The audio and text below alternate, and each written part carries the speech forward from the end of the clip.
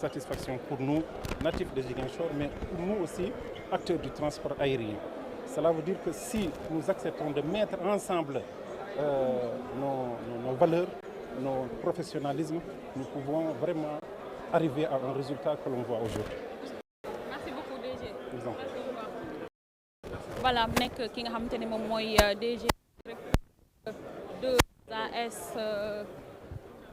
li nga xamante ne nii c'est basé à l'aéroport donc ñoom ñooy gérer li nga xamante ni nii moom sécurité ak yeneen service te ni nii voyageurs yi dañ koy daal di ci aéroport bi donc là on continue les visites donc on fait le tour. Vas-y.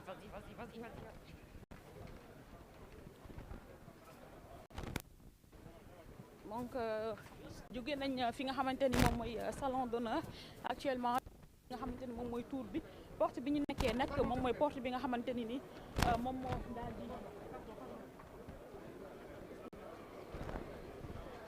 moom mooy porte bi nga xamante ni moo jàkkaarloog directement ci dëkk bi mooy Ziguinchor beneen porte bi moo jàkkaarloog piste bi donc les ministres ñu ngi noonu da nga sori.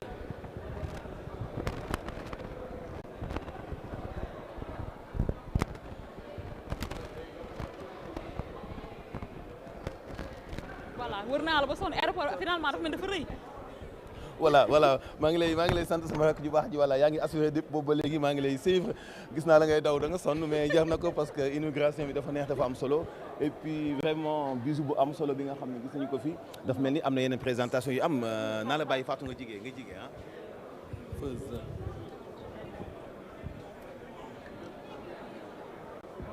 Oui, Maodo.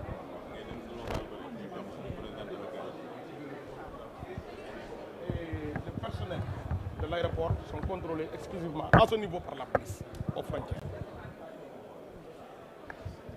Voilà mu nekkoon ki nga xamante ni mooy chef de sécurité bi nga xamante ni moom mooy expliquer la sécurité de l'aéroport comment ça se passe donc certainement tout à l'heure inchallah suñ ko mënee jël rek pour plus d'éclaircissement. donc kii jigéen mu koy bës ci miir bi nii du xalaat. maa ngi gaañee nag. waaw c'est bon.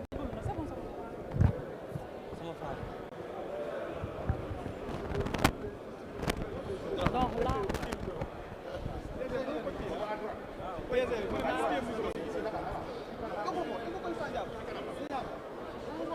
allez madame.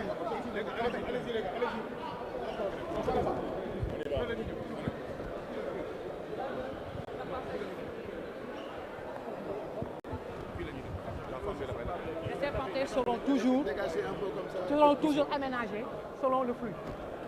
Parce que selon le flux, ça peut être direct ou bien en termes d'expérience. Exactement.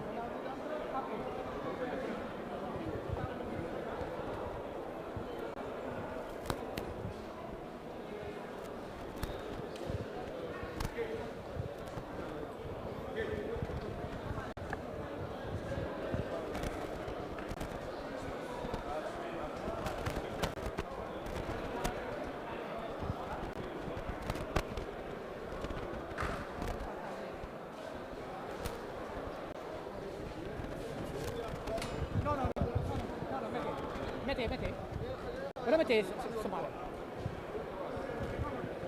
Ba tey nous sommes en train de visiter l'aéroport donc bu nekk aéroport boo nga xamante ne nii nañ fi nga xamante moom mooy fi ñu enregistré. Me rappelle des choses. Oui.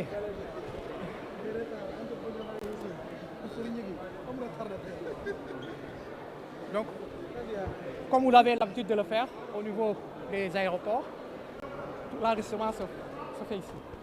Et une fois que c'est effectué, les bagages vont directement au niveau du tapis pour être convoyés directement là-bas. Et ici, il y a une salle de tri qui est actuellement égarée là. Donc fii mooy fi nga xamante ne nii fii la ñuy enregistré.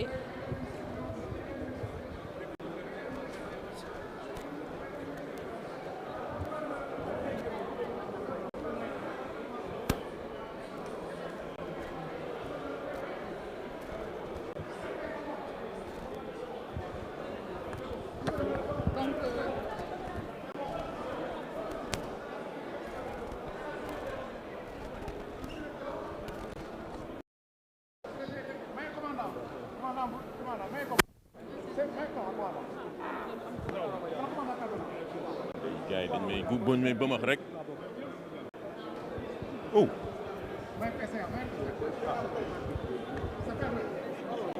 C'est le maire. man de suñu ma bloqué waatee fii ma dëkk ñibbi. En fait, le maire est là, mais quand même. xar.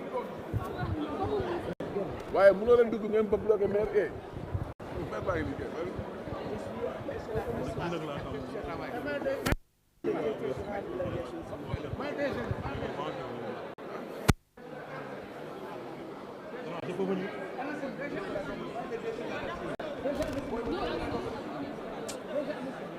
daf ko jarul support. mais ñoom xamuñu.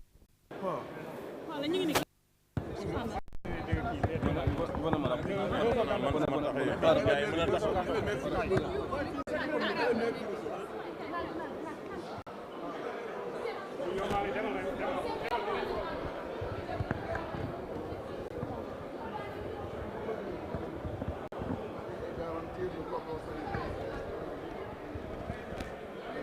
De l'autre côté, on vous montrera aussi un autre dispositif additionnel que AIBD a mis en place pour au moins relever le niveau de prestation au niveau de cet aéroport. À tout point de vue, il y a pas mal de points sur lesquels nous sommes un peu en avance par rapport même à ce qui se fait à Dakar.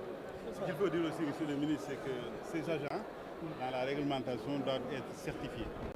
Donc la haute autorité assure la formation et les inspecteurs sont venus être certifiés par le donc le travail a été fait et ils sont tous certifiés.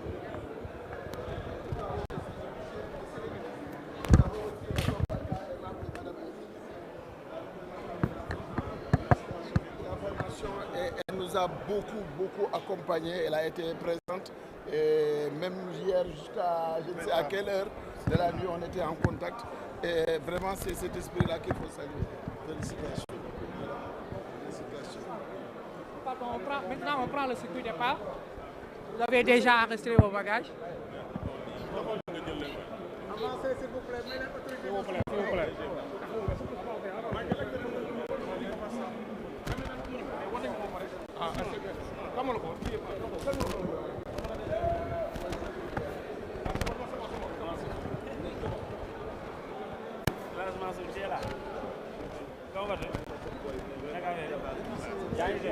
tey ñu ngi def li nga xamante ni moom mooy tour bi ñu ngi def li nga xamante ni moom mooy visite aéroport bi. Vous dirigez vers les postes de police.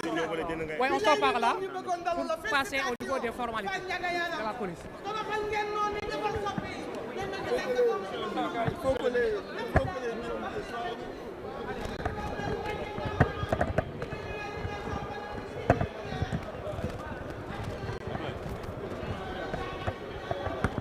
Donc exclusivement contrôlé et exécuté par la police aux frontières. C'est là où on contrôle les documents de voyage des passagers et des personnels qui sont au niveau de l'aéroport. Merci beaucoup. Validé par la police. Oui. Maintenant, le passager est orienté vers l'embarquement. alors fii moom mooy fi nga xamante ni moom la police di taxaw pour vérifier li nga xamante ni moom mooy les voyageurs avant ñu dem fi nga xamante ni moom mooy ci salle d'embarquement bi. Passager avant d'accéder en salle d'embarquement, Madame John Anna, donc elle nous a accompagnés au niveau de la haute autorité pour la formation. Donc allez-y. Non, je laisse ceux qui ont mis en œuvre là. Donc il nous a instruit à ce que ce personnel soit formé et ça a été formé par Madame Diallo. Vous avez la parole. Soyez les bienvenus. Donc l'aéroport est fin prêt. Nous on assure votre sûreté. Donc on a les équipements de sûreté qu'il faut, on a le personnel qu'il faut. Là c'est les agents de la haute autorité qui sont certifiés et c'est sous la supervision de la police. La police, comme on vous l'a expliqué, ils sont responsables de l'aérogare. Nous, on assure votre sûreté pour que vous dormiez durant tout votre vol et que vous sachiez qu'il y a des gens en bas qui assurent votre sûreté en haut. Donc là, c'est l'inspection filtrage des bagages de cabine et là, c'est pour les personnes. Donc tout ce que vous aurez par devers vous, que ça soit une arme, que ça soit un couteau, que ça soit même un explosif non métallique, ça peut sonner si c'est le quota. Donc il y a toute une procédure qui est derrière pour assurer votre sûreté. Et après, vous accédez en zone stérile en salle d'embarquement avant de prendre l'avion. Donc n'accède pas d'articles interdits dans les bagages de cabine, ni par devers la personne. Donc c'est ça les prérogatives qu'on a ici au niveau de ce poste d'inspection filtrage des passagers et bagages de cabine, mais sous la supervision de la police. À l'entrée, nous avons aussi un autre dispositif qui va nous permettre, avec des portiques, monsieur le ministre, de faire en sorte que dès que la voiture passe, on saura ce qu'il y a à l'intérieur. Nous avons aussi une unité mobile qui nous permet, dans les voitures en stationnement, de venir faire le tour et savoir exactement ce qu'il y a à l'intérieur. Et ça n'existe pas de l'autre côté. Et tout ça, il faut la précision que c'est une exclusivité. Il faut qu'il vous remercie pour ça. C'était pas dans son scoop. Non, mais... Le colonel peut ajouter quelque chose. Le colonel. Arrière. Et, monsieur le ministre, le colonel voudrait... Monsieur le ministre, donc c'est toujours pour lui dire, comme vous le savez, la haute autorité est chargée d'assurer la coordination et la mise en œuvre des mesures de sûreté dans tous les aéroports du Sénégal. Ici, le dispositif que nous avons mis en place, comme l'a expliqué Mme Diallo, à l'intérieur, l'aérogare, c'est de la responsabilité de la police qui est chargée de la supervision et de la sécurisation. Pour la mise en œuvre des mesures de sûreté, c'est la haute autorité, aussi bien ici qu'au niveau des bagages de soute, où vous étiez passé tout à l'heure. Là-bas, c'est sous la supervision de la gendarmerie. Donc, les équipements sont aux normes, certifiés. Le personnel a été formé, certifié. Et aussi le règlement concernant le programme de sûreté de l'aéroport, ça a été approuvé par la NACIM. Toutes les procédures ont été approuvées. Donc, je pense que nous pouvons commencer le fonctionnement. Même c'est sûr qu'il y aura des choses à améliorer, mais le minimum est assuré. Nous sommes aux normes par rapport à ça. Je voudrais peut-être confirmer, monsieur le ministre, qu'effectivement, le programme de sûreté que la haute autorité a élaboré nous a été soumis, nous l'avons accepté. Et donc, tous les équipements, nous avons revu tout le circuit. Donc, l'équipe d'inspecteurs de la NACIM en matière de sûreté était là et a pu le valider. Donc, tous les agents qui doivent être certifiés ont reçu la formation et nous sommes passés derrière pour faire la certification. Donc, aujourd'hui, il y a, comme tout processus de certification, des recommandations, mais toutes les exigences sont remplies pour pouvoir fonctionner. Voilà ce qu'on peut dire ici. On va continuer ici. Une fois que les bagages le passage, voilà. Alors, fii ñu toog nag moom mooy fi nga xamante ni fii la voyageurs yi war a jàllee. Alors jàll nañ dem nañ fi nga xamante ne nii sécurité foofu lañ war a enregistré li nga xamante ni moom mooy bagage yi war a dem ci waaye tamit nag am na ay bagages yi nga xamante ne nii aussi sont des bagages à main yooyu aussi jël nañ ay matuwaay yu mat sëkk yi nga xamante ne nii dégg ngeen madame Diallo ni mu ko expliqué. Ils sont chargés de la sûreté. Donc voilà, donc la salle est chargée donc de la coordination de la supervision. D'accord. Elle va être enfermée ou en open, comme ça? Enfermée. D'accord. Donc la mise en œuvre des mesures de sûreté seront assurées par les éléments de la autorité, mais sous la supervision donc, de la police. C'est clair. Une fois que ce passage est vraiment actif, là on va aller vers la salle d'embarquement. Voilà, lii ay cabine la cabine yi nga xamante ne ni dafay daal di permettre police mu daal di mën a vérifier li nga xamante ne ni moom mooy les voyageurs. Alors fii nag agsi nañ fi nga xamante ne moom mooy salle d'embarquement bi au niveau de cette salle. Donc on va vous inviter à donc agsi nañ fi nga xamante ni moom mooy fii ci salle d'embarquement bi fii nag lañu war a defee li nga xamante ni moom mooy déclaration yi donc li nga xamante ni ça va. Voilà. Ce sera vite fait. Alors on a fait le tour de l'aéroport de Ziguinchor bi nga xamante ne nii ginnaaw ba le ministre Déthié Fall daal di jëlee li nga xamante ne mooy ministère bi di ministère des infrastructures mu ñëwoon fii Ziguinchor une première fois mu daal di lancé li nga xamante ne moom mooy les travaux tey jii nag ñëwaatoon na fi waaye tey dafa ngir def li nga xamante ni moom mooy mise en service bi nga xamante ni moom mooy aéroport bi rappeler que aussi aujourd'hui c'est pas peut-être l'inauguration